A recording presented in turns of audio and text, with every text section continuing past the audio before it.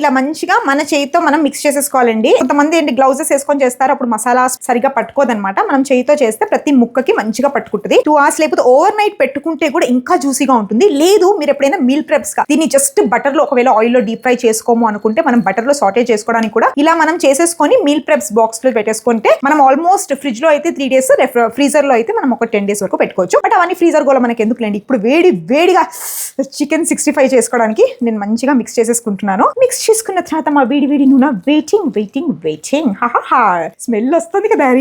తింటావా? ఏమన్నా మా వదినలు మా అక్కలు చేసినట్టు నువ్వు వంట చెయ్యవా? నీకు వంట రాదా?